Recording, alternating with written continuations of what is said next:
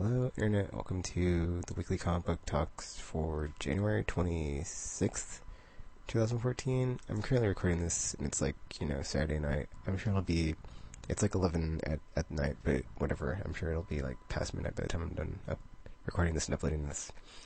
But yeah, I'm taking the top 3 books that I'm anticipating the most, and then talking about them. And yeah, let's start off with Batman, number 27. So we start off, and we have some flashback to Tokyo in 1946.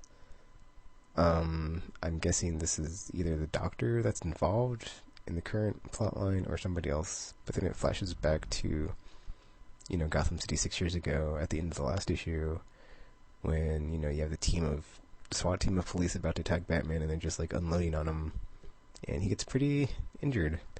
And it's like a pretty hectic scene where he's like trying to escape and like contact Alfred. Stuff's going down, and then finally, since he's in like this, new meteorological building / aquarium thing, he gets out to sea, and then there's a boat there, but it's when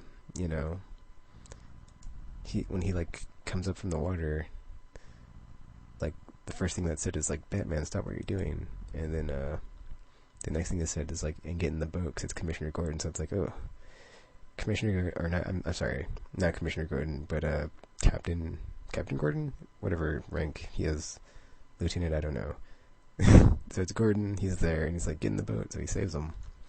And so on their way to back from out at sea, he basically takes his glasses off. He's like, "look at the prescription. Without these, I'm blind."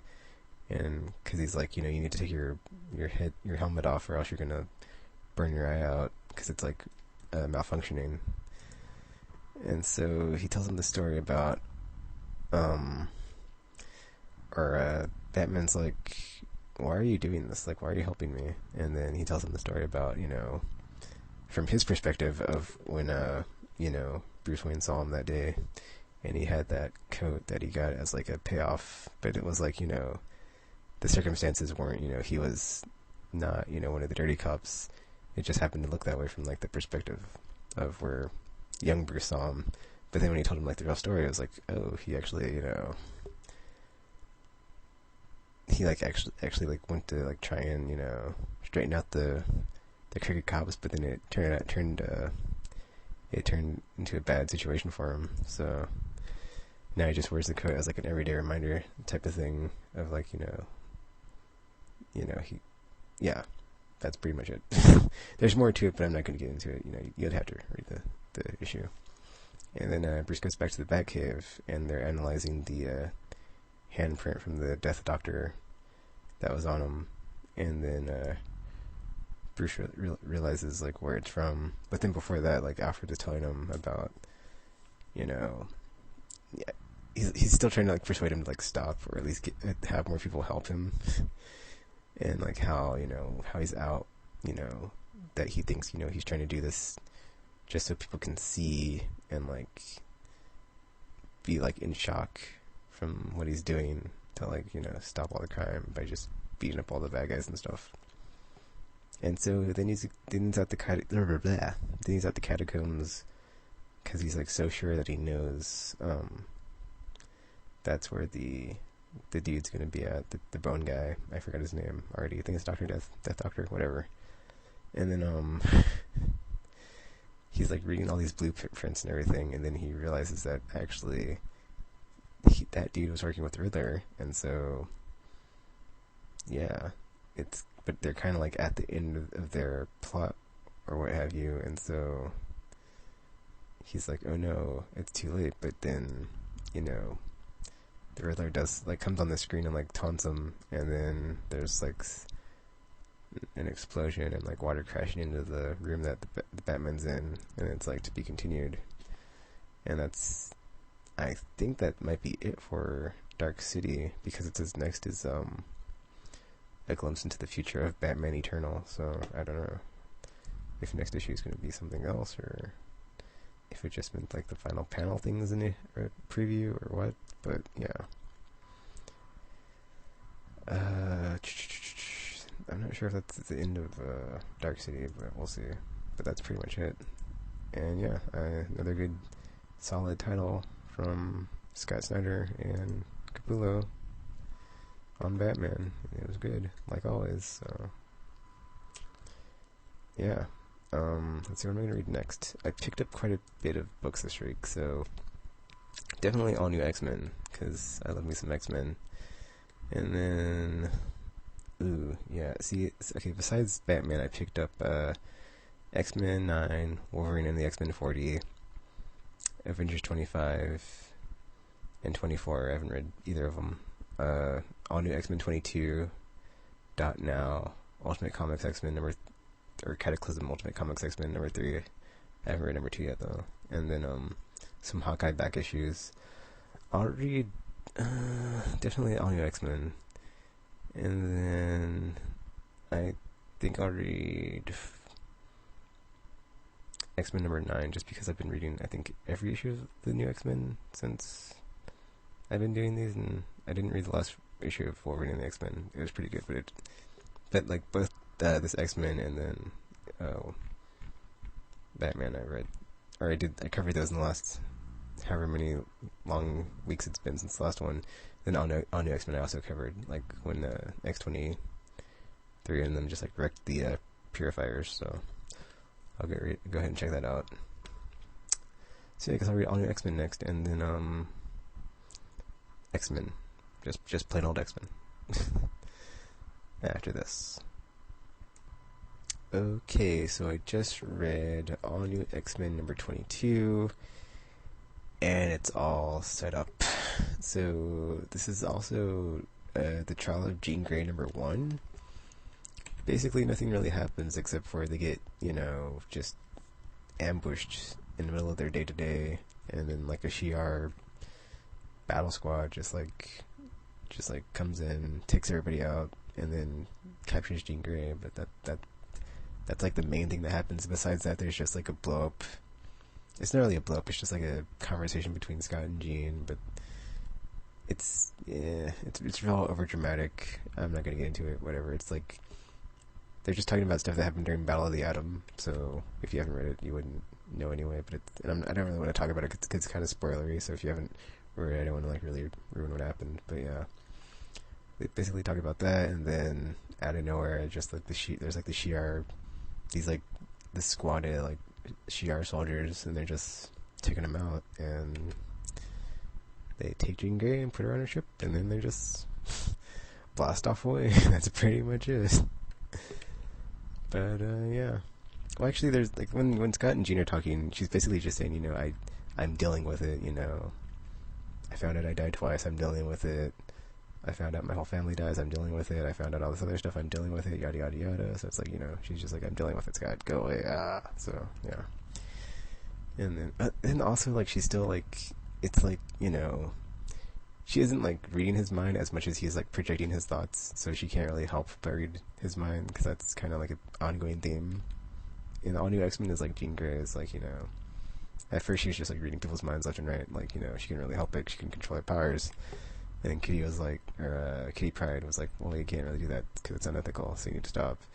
And so slowly but surely, she's been like trying to like not do that. And then, but sometimes, people will just have like, be thinking about something just either so hard or just,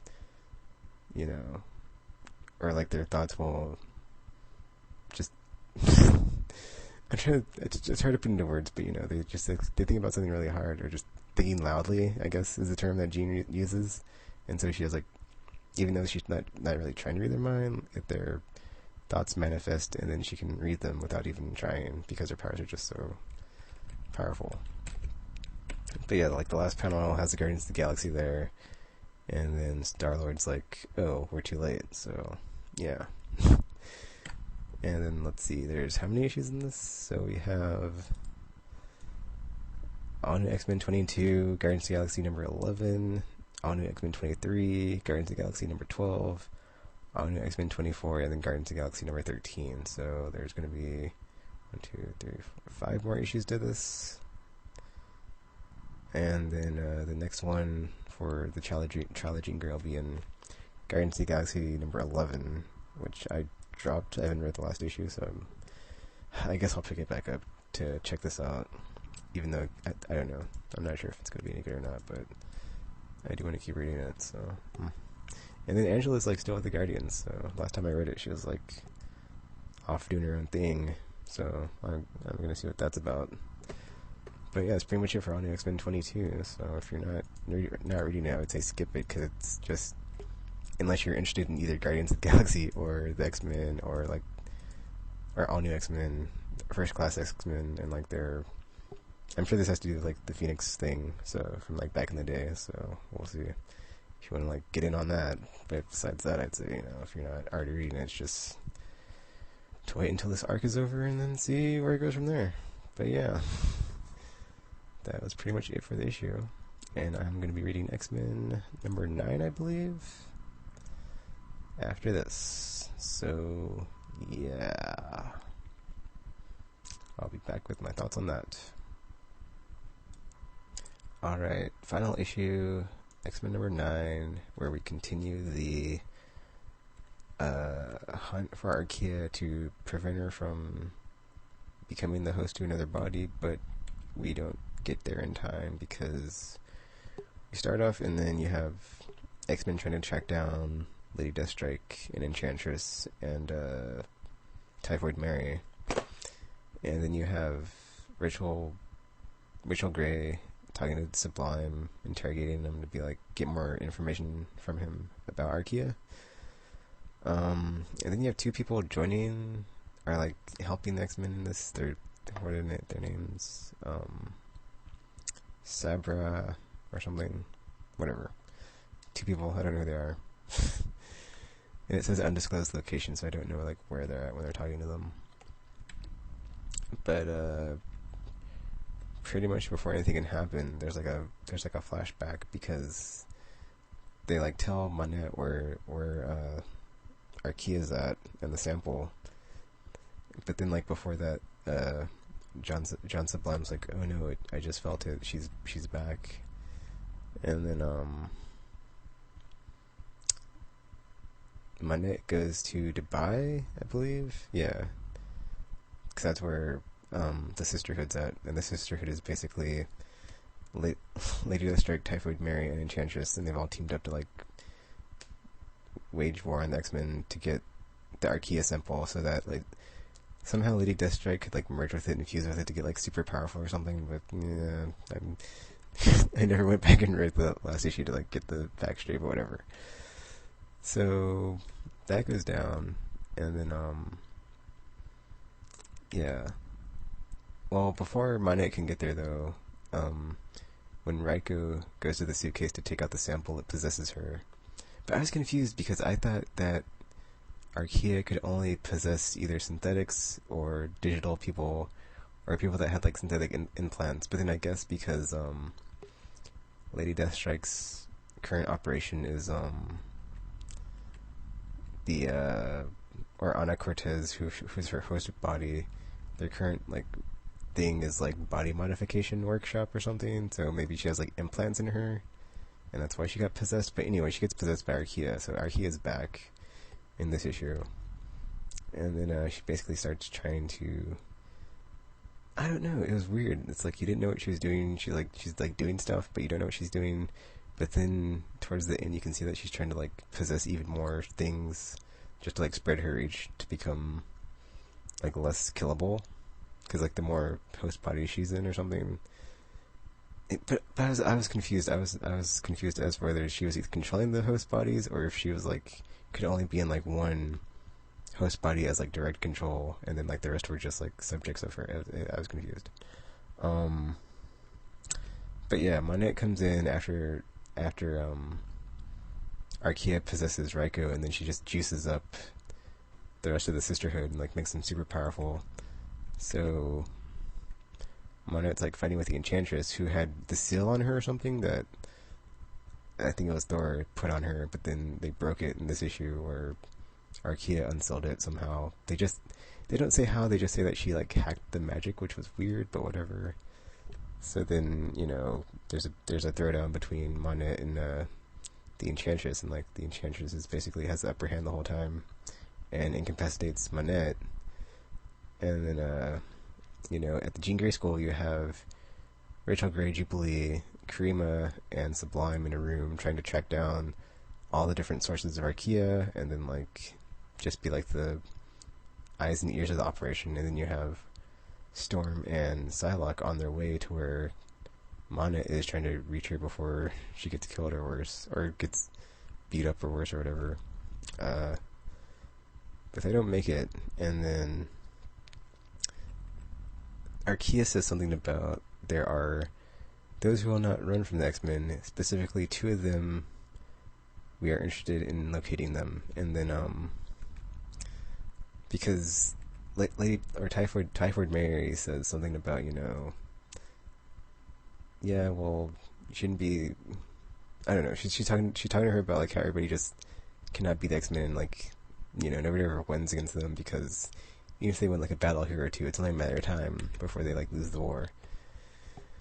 And then something's happening to Karima, but we don't know at the end because like her nose is bleeding and she's like, something's happening to me. And then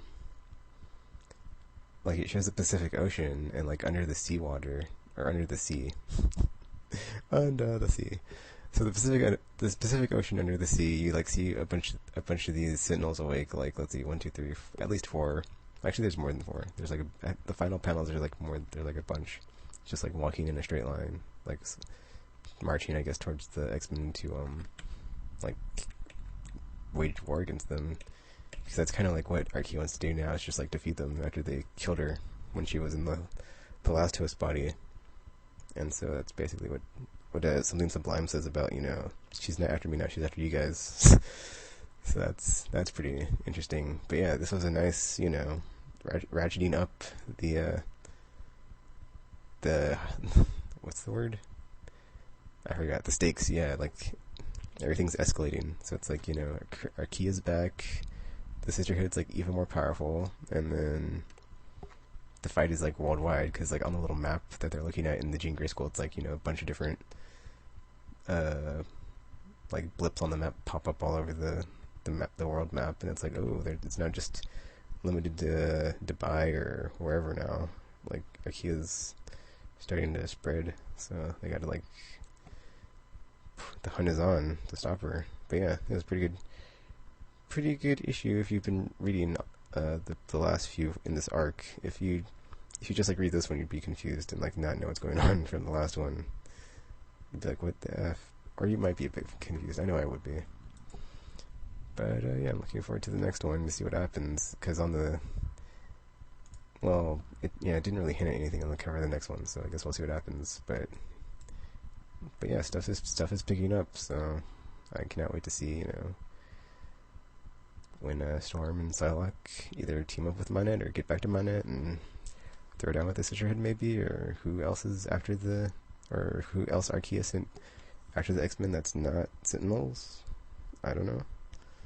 But yeah, that's pretty much it for what I've read this week. I guess I'd say Batman is probably from the top 3. I think I'm gonna like change the title of this video to like the top of the stack or something, just because I'm only reading the top 3 every week and not the whole full list. But from the top 3 I read, I would say Batman was the pick of the week. So yeah, and then X-Men, and then all new X-Men I'd put at the bottom, just because it was just to lead into a new arc. Nothing really happened.